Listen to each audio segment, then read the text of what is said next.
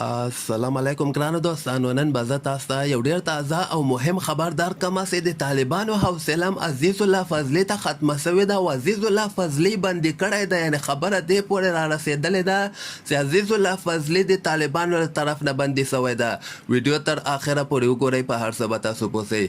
زه به تاسو ته وایم چې تېره ورځ عزیز الله فضلي چې کوم د هغه د افغانستان کرکټ بورډ ته وایي په زوره باندې ورغلی او دغه کوم مکتوب یې چې راوړی او دغه جعلي مکتوب ځان سره راوړی او دغه ویلي دي چې ماته د طالبانو له طرف نه امر سوی ده او دغه مکتوب یې راکړی ده چې ته د افغانستان کرکټ بورډ نوی چیرمین به ټاکل کېږي. یعنې میرویس اشرف په ځای باندې به ته د افغانستان کرکټ بورډ چیرمین یې. خو بل طرف ته نن چې کوم خبر راغلی ده وایي هغه مکتوب چې کوم عزیز الله فضلي راوړی او دغه هم جعلي ده او په زوره باندې دی د افغانستان کرکټ بورډ کې ور داخل سوی ده او همدغسې ځان یې چیرمین معرفي کړی ده.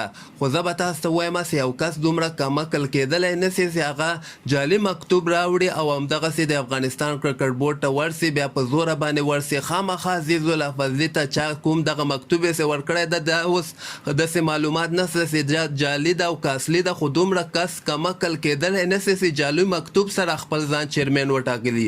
زه تاسو ته وایم چې عزیز الله فضلي نن نیول سوی ده بلکې بندي کړی هم ده. وایي د سره نور کسان هم دي، هغه ټولې په بندي کړي دي د طالبانو له طرف نه او میرویس اشرف چې کوم ده هغه اوس هم د افغانستان کرکټ بورډ چیرمین ده.